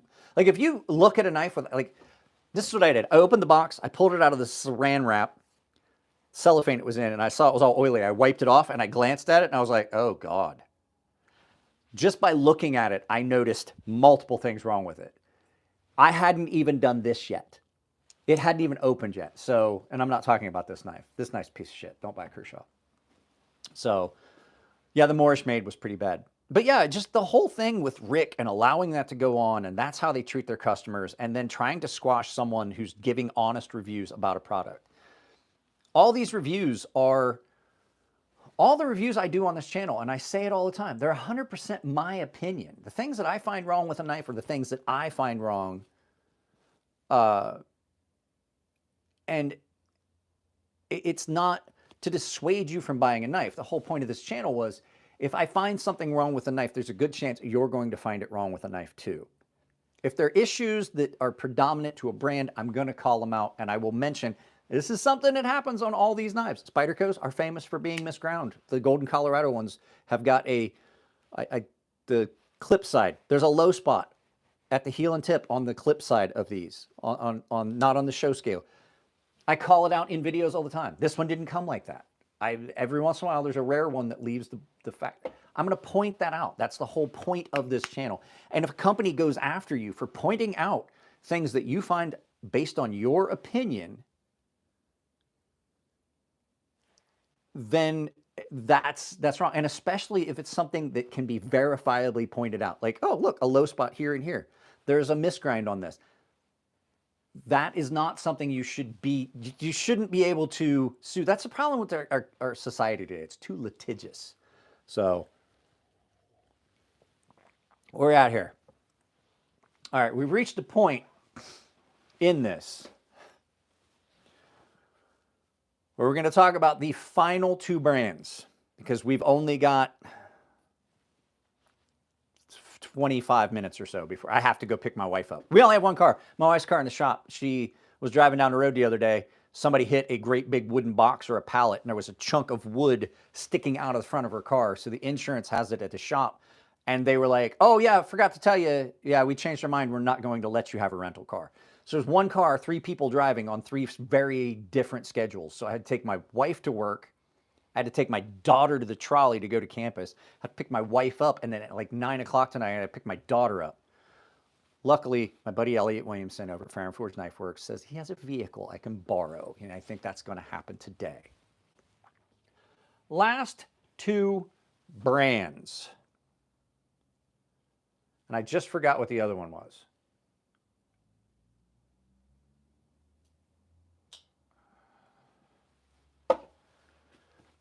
So, last 2. Oh, no, I remember what it was. We're going to do this one first. We'll do this one first.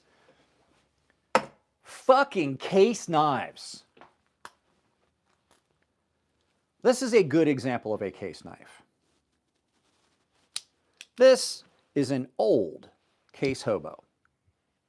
I don't know how old it is, but it's pretty old. This is old.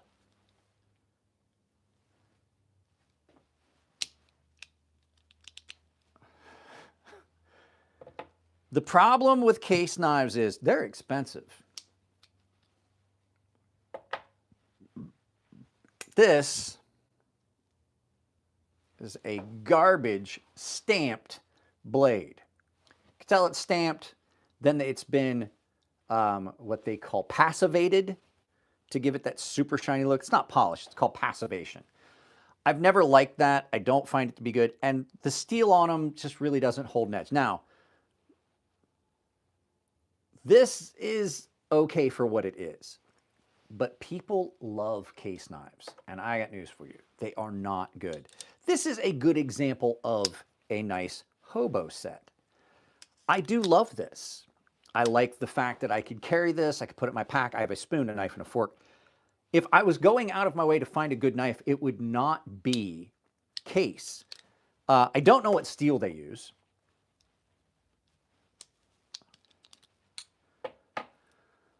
But the stamped blades are typically not... I got to put my reading glasses on. I'm starting to get a headache. What was this? No, he's joking.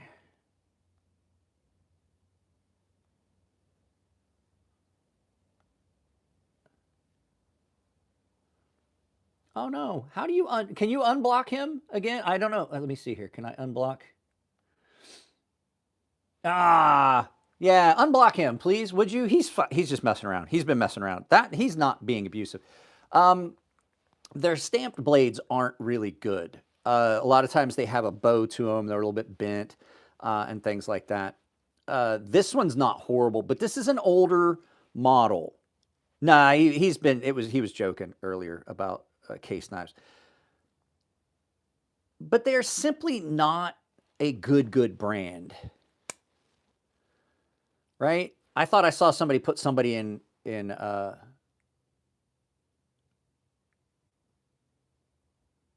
somebody put him in timeout for 600 seconds. So see if you can go undo that. They're just not great. This is, I can't see what steel this is. It's HBSS.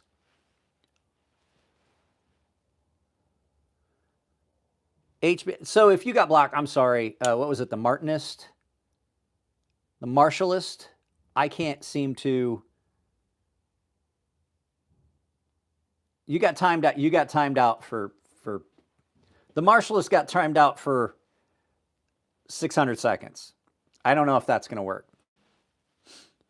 The Marshallist, I thought it was, but I mean, this is the way a lot of their knives are. The blades are really, really thin. They're typically misground. They're not great. Questionable steel. All it says is HBSS. Mine has some rust on it. I did use this a lot, and it probably got put away dirty. But, you know, all screwed up at the tip. I still haven't been able to get the, here, look at this. Check this out, the tip on this. So Case Knives, this is something that's typical with Case Knives because the blades are stamped, so you get inconsistencies. They're not typically ground. They're like stamped. See that? It's just, band check, I'm free. Yeah, you're back. But these aren't great. And the older ones are better. The older ones are better, and this is an older one. This is a, I can't remember how to figure these out. It's just typical of their knives. They tend to not be good knives, but what they're charging for them, they're not great. Now, like I said, there's some exceptions to every rule. I like this hobo. If you got a hobo, hobos are good. Hobos are nice to have. I mean, not in your neighborhood, but in your backpack. Trust me, got them in our neighborhood. I saw one in a fucking yard. Dude. Homeless dude walked into my yard, just walked in. Like came over the back fence, was in my yard. The light came on. He's out there. My dog's barking. I come out. What the fuck are you doing? And he was like, I jumped over the wrong fence, and I've had my pew pew. And I was like, you're goddamn right. You jumped over the wrong fence. How about you fucking find your way back out before you find yourself in a hospital somewhere? So, yeah, having a hobo in your backpack, good. Having a hobo in your backyard, not great. Gavin Newsom, at any rate. I opened the gate for him and I was like, make sure that the other fucking idiots in your little commune up the hill know the one with the 3 pine trees, stay the fuck out of that yard. It's the last place you want to go. Dog was barking, the light came on. I was like, what the fuck is that? I'm in here. I see the light come on. I hear the dog barking. I was like, what the fuck's going on in my yard? I grabbed my pistol and I walked out. There he was. And there I was. And he realized he'd fucked up. For the mods, last time out, you give someone overwrites the previous. Yeah, okay, so there you go. Somebody gets, at any rate. So Case Knives. Case Knives has been a staple of American brands for a long time, but the fact is that they just have not, yeah, I'm in California. They have just not upgraded what they're doing. And it's one of those brands that's Ontario Knife Company. The Rat One thing. Another company. They're like, oh, well, we've been popular forever. Eventually, people are going to realize that your knife at $50 or $60, even though it's a fairly budget knife, is nowhere near as good as some of the other knives at $50 or $60. And while they may have been a gem 20 years ago, the bells and whistles that other companies are putting on their knives at that same price point, they're like, well, we've always done it this way and people have always bought the knives. Well, now you're in bankruptcy, right? Same thing with Case. Just because you did something the same way, your customer base is fucking dying. Literally. The only people that buy Case knives now are the martialists and people that are in their 70s, and they're not buying knives anymore. Case knives were bought by grandfathers for their kids and grandkids. But they don't do that anymore because guess what? Guys that are my age that have grandkids now, because I'm 50, guys that are my age aren't buying case knives for the nostalgia factor. You know what they're buying? They're buying something that's every bit as good, or there's something that's better, that's every bit as nostalgic and is the same frame at a fraction of the price. You're getting a much better knife. This is a much better knife than any case knife I've ever handled. It is cheaper than any case knife I have handled recently. And it's in that same form factor that's going to be that nostalgic thing. My grandfather got me a Barlow knife, a case Barlow, or case this. But guess what they're buying? They're buying Rosecraft blades. Your customer base is dying because you're not offering the quality to keep up with these other companies. And you're definitely not offering the bells and whistles that people my age have become accustomed to in knives at that price point. A $55 knife, this is so much better a knife than a case Barlow or any of that stuff. There's companies that are offering those that are great. Like I said, the Rosecraft blades. This is probably the best slip joint knife I have ever had. It's a $50 knife. If you don't keep up with what's available, you're going to put yourself out of the market. The Rat 1, everybody's like, oh, the Rat 1, this and that. People aren't buying it anymore. You know why? Because for the same price as a Rat 1, I can get a knife that looks fancy and cool and is of better quality. Better construction, better materials, better steel, all of that shit. Peterbilt Knife Guy.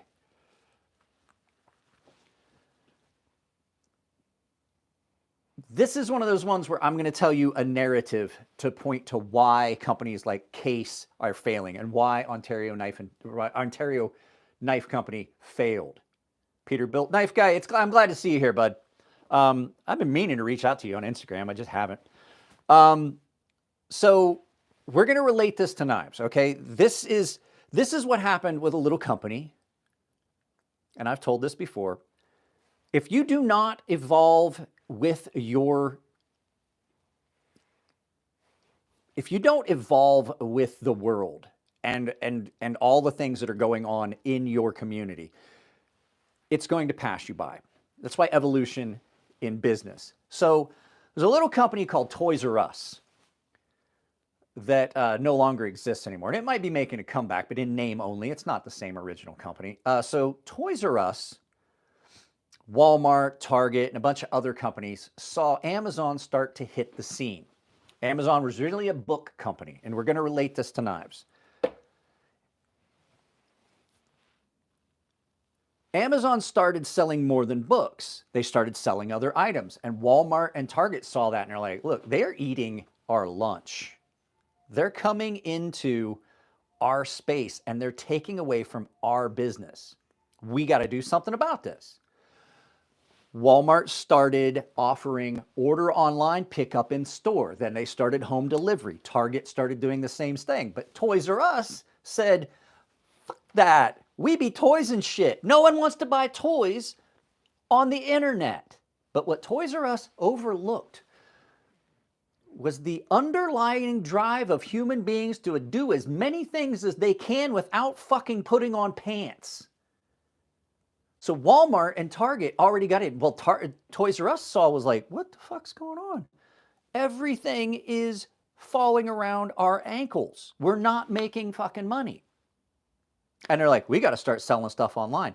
But it was too late because all the customers that typically would have bought toys from Toys R Us because they be toys and shit, were now buying their stuff from Amazon because they're getting free shipping, and Toys R Us couldn't do that. You know why? Because Toys R Us had wasted so much money trying to run open brick and mortar locations that they could not afford free shipping. So the discounts that people were getting from Amazon were like, yeah, great, Toys R Us is still open. That will go look, but I'm not buying it there. I can get it cheaper from Amazon because there's discounts and sales and shit. Because companies were going through Amazon and offering. So Adapt to your environment or die, which is what's happening with knives. There are companies that you're going to see that have been cherished American companies like Ontario that are just going to go away. The same thing with custom knife makers. The same thing with custom knife makers. I love going to the California Custom Knife Show. And I'm going to tell you right now, I am so glad that they've started not just allowing custom makers. There are vendors there now from knife companies. California Custom Knife Show, now that Recon One is owning it and running it, should not be called the California Custom Knife Show. It should just be called the Southern California Knife Show. When Buck, exactly, Buck is another one. And I like Buck knives, but I absolutely agree with Scab. They are the worst fanboys. When you would go to the California Custom Knife Show, you would have some companies would come because they offered custom models, Microtech, things like that. And guys, if you haven't dropped a like, I would appreciate it. But you would come in and it'd be just custom knife makers, wall to wall.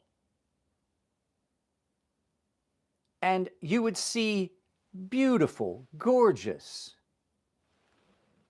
stag, hand-hammered Damascus pattern Damascus blades, right? Well, that inspired me to do this full-length video, Peterbilt Knife Guy, so I guess I owe you the thanks for this as well. But you would show up and you'd see these beautiful knives, hand-hammered, forged knives, beautiful stag-handled recurve buoys. And you go to the next table and there's another one. And by the time you got done with a 3-day knife show and walking around and finally getting to see everything at the big venue, you would have seen so many knives that by the time you got done, you show up and you get to the last table and it could have been the best knife at the knife show. It was the best stag buoy, recurve buoy that had ever been made in the history of fucking forever. And you didn't care because you saw the same fucking knife 160,000 times throughout the show. And it gets to a point. So these custom knife makers are like, well, I've always made this same knife. I've always done the same thing. But that's fine. There's so many other knife makers that are doing it. And they're like, I don't understand why I'm not making money. Because you are not evolving to your environment. And your customer base is literally dying. The guys that were buying those knives from the custom knife makers were long-term customers that continued to buy knives from those same knife makers. And when those guys were old and started to die off, no one was buying their knives. And now you don't see those guys at the California Custom Knife Show anymore. Do you know why? Because they've all either retired because they're like, well, I don't have any business, or they've died. So it's just silly that these companies just rest on their laurels. At one time, case knives were great, but that time has passed. And unless they're going to step up their game, Buck Knives is another one. Buck 110 is an amazing knife. It really is. But the other knives that they've made to try and compete in the flipper market have been trash. And I don't care if you like Buck Knives. I've had Buck Knives since I was a kid. I like Buck Knives. But I'm going to tell you right now, Buck Knives needs to fix their company or they're going to be the next Ontario. So, now, we have 20 minutes. I saved the best for last. There's a company, and there's another, we'll talk about another one real quick first. Grant and Gavin Hawk. Grant and Gavin Hawk, the only reason you won't ever see another Hawk knives on my channel, even though their knife was their deadlock was the first knife to ever get a perfect. It's the first knife I ever said was perfect on this channel. In the history of this channel, since 2015, there has only ever been one perfect knife on this channel, and it was the Grant and Gavin Hawk deadlock. Unfortunately, they're not the kind of people I just choose to like, from everything I've seen, from my experiences with them, customers' experiences with them, they just are not the people that they put themselves out to be at shows. You talk to them at a show and they seem like a great person. You talk to them offline or online, separate, away from that, and they just treat you like you are worthless. So we had talked for a while about doing a live feed at a show, and they were all down for it. I did the video about the deadlock, and they were down with it. They were like, yeah, it's great. You know, I love the review. Yeah, we'll do a live. Reached out to them, said we're going to do a live feed, and they're like, nah, you know, your platform, you've only got like 12,000 subscribers. I don't think your platform, I think it's kind of a waste of our time to do a video on your platform. And I was like, really? Because that's not what you said at the knife show. That's not what you said when I did the video. And that's not what we've ever heard from, you know, what I've heard from you in the other dealings. And I'm like, okay. That's how you feel about people that are trying to publicize your things. Like, if you can't take, and I told him, I was like, we don't have to do a full live feed. Like, you can come on for like 30 minutes and we can talk. And that was just, it's not just that they were dicks about it, but it's how they were hurtful about it and things like that, which, like I said, 2 weeks prior at a knife show, had been all on board to do it. And so that's just another company you're not going to see. And plus, even though the deadlock is that good, I don't think it's worth what they're charging for it. They got kind of full of themselves when they made it into that John Wick movie. So Gerber's trash, but we're not going to get into that one because there are some good Gerbers out there, and they're not like trying to screw you. But we have 14 minutes to talk about Benchmade knives. So Benchmade is a company that I used to love. That was my opinion. I really liked the one I have. I was just making sure they were a quality knife. I'm slightly newer to knife hobby. I collect that. Let's go here. George, sorry, exactly right, Mike. I owned all of their knives, and the hype is way more than the value. So, Benchmade. Benchmade. I own one Benchmade. I owned a Benchmade before. I had a Benchmade Balisong. That's the only Benchmade I've ever bought, was a Benchmade Balisong. I had a couple issued to me when I was in the military. And at one point, if you got a Benchmade, you got the best fucking knife there was. Unfortunately, that is not the case anymore. This is the Benchmade 940 Osborne. I always wanted one, but I could never justify the price. They have increased their prices every year to the point where it is cheaper to buy a Microtech. I want you to put that in perspective. It is cheaper to buy a Microtech now than it is to buy a lot of Benchmades. Now, for a long time, Benchmade was one of those companies people are like, Jesus Christ, those are expensive. And they are, $310. However, the problems with this knife are a long laundry list. And then you get the issues with how they're built. Benchmade has utilized their fan base to run anybody that has anything negative about their knives. You know, I don't care. You can say what you want about me. I don't give a fuck. I can block you. Benchmades are horrible. This knife, let's see here. Somebody tell me, what's the Benchmade 940 running now? I know there was just another price increase. Benchmade 940, the standard aluminum S30V. Now, this one does have an S90V blade in it, but that's because I was given a free S90V blade. 240 base. This is a $240 knife. I would not give you $100 for this knife. Benchmade designed the axis lock, and every company on the planet that makes a knife with an axis lock fucking does it better. This is the ram lock. This is basically a duplicate of what used to be on their Anthem. It's a plunger style crossbar lock, axis lock. It works exactly the same way as this, but instead of having two springs, it says one, right? This company right here, Kunwu, absolutely nailed it. This knife, super, super smooth, zero blade play, nice lockup. You can flip it like that. This knife you can do that with. Here's the caveat.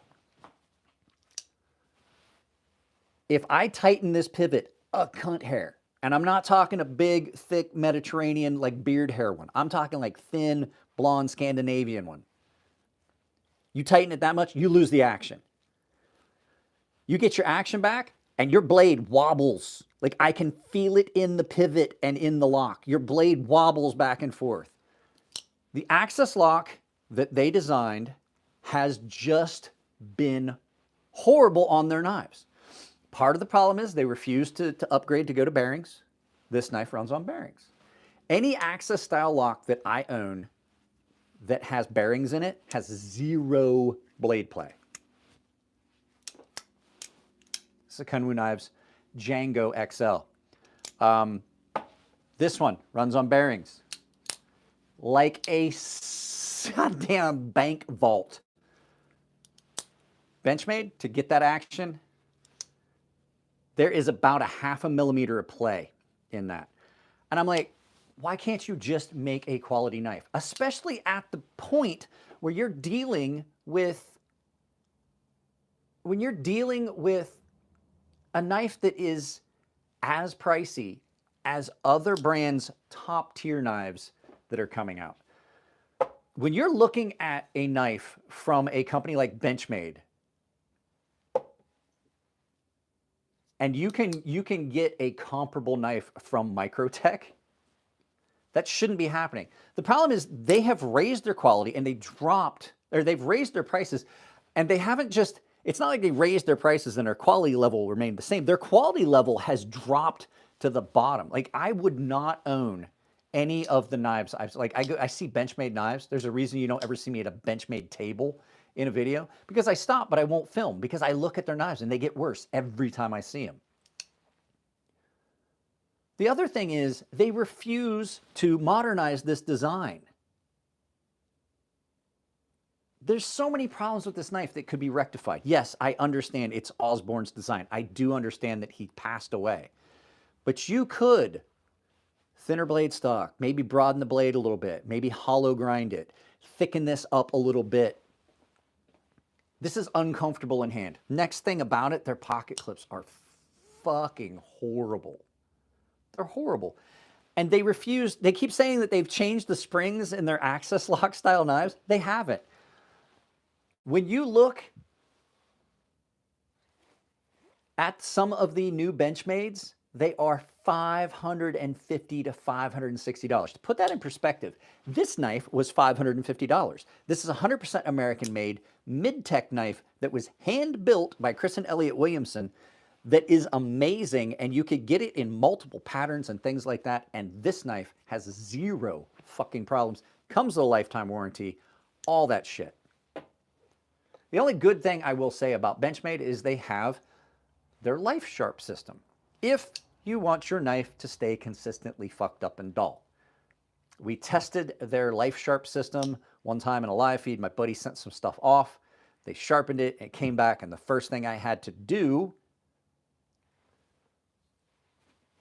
was sharpen his knife because they fucked it up. So it's just really sad, because the fact is, to go back to this, I used to love Benchmade knives. Benchmade used to be the best you could get. Like when you were in the military, if you got a Benchmade, we went out and bought our own Benchmade knives when I was in the military. Well, some guys did. I didn't. I had other knives, but I had Benchmade knives. And when they were issued to you, they were always the best you were going to get. And then you started to notice that it dropped off. When they built a name for themselves, they capitalized on it. And they maintained that fan base and just kept pushing it to a point where the only people that were buying them were their fans. And at this point, I can't justify, even if they lowered their price, they would have to lower their price significantly for me to even think about buying one of their knives. I have got, no joke, this is a $120 knife. You would have to drop it, because even if they dropped the price of this knife to $120, this would still be a better knife.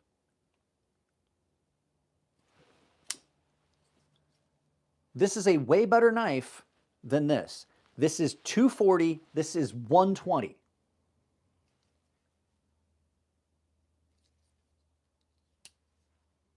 If they drop their price to $120, I would still buy this knife over this one, not just because I hate Benchmade, but because this is a better knife. And the fact that they just don't fucking care about you as a consumer should tell you everything.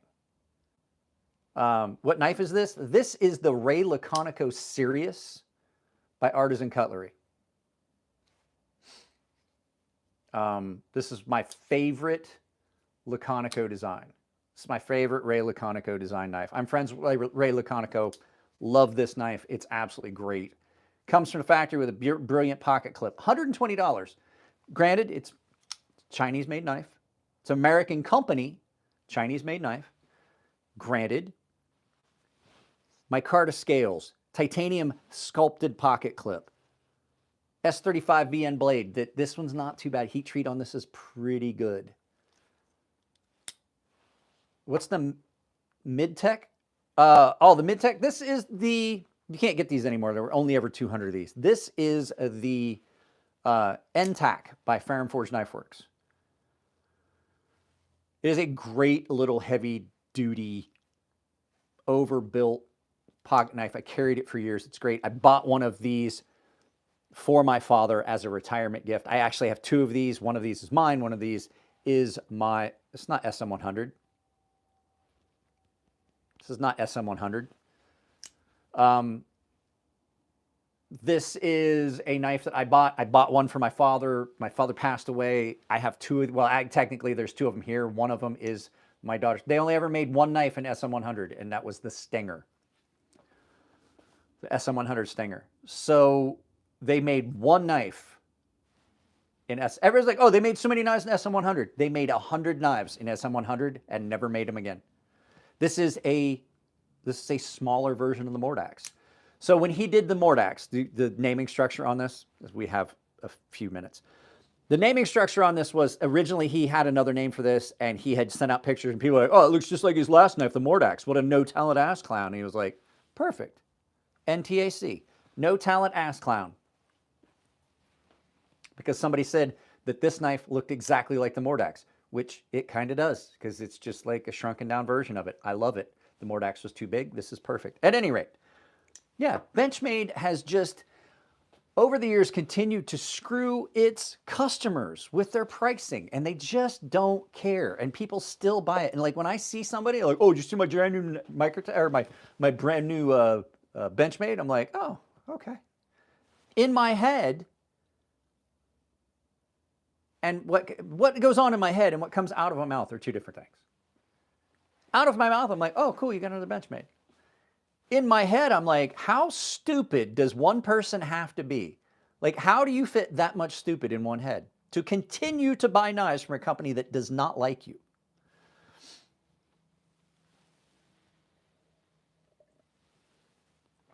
The coffee is delicious. But guys, we have 2 minutes left. So I have to get some shoes on and go pick my wife up at work and bring her back here.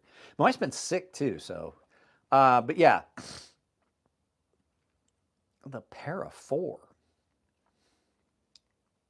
What's the Para 4? Okay, so I have the Para 4. I have the Military 2. I have the Military 2. I have the PM 2.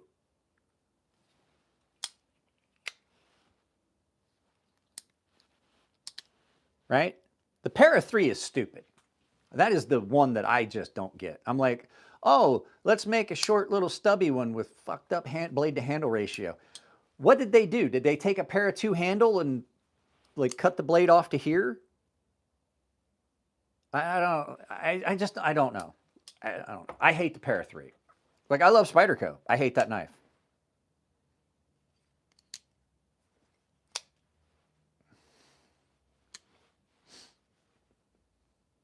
The Temu Para 4. I don't even know what the Para 4 is.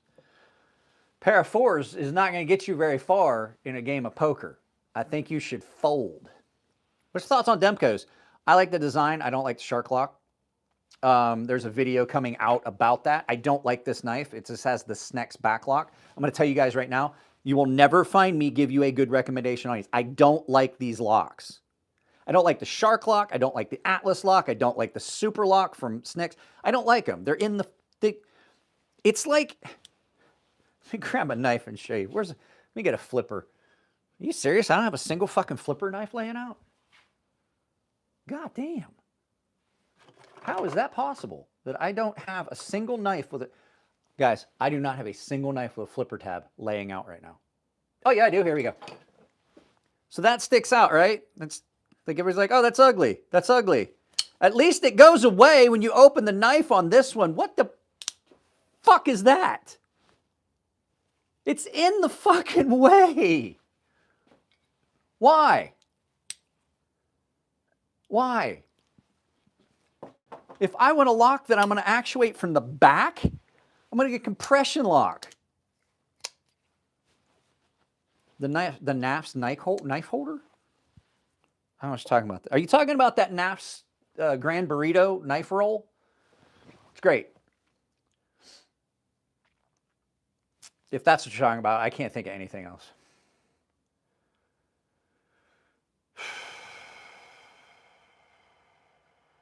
I can't get over the Spyderco Shaman being 270.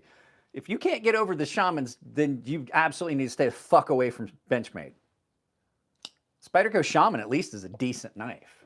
This is a piece of shit. It really is. I don't know why I wanted one for so long. I wanted one for so long and I couldn't justify the price. Now that I have one, I'm like, thank God I didn't justify. I didn't do that on purpose. Hang on. Who did I just take away their moderation? Oh no, whoever, I just took away somebody's moderation. Aw.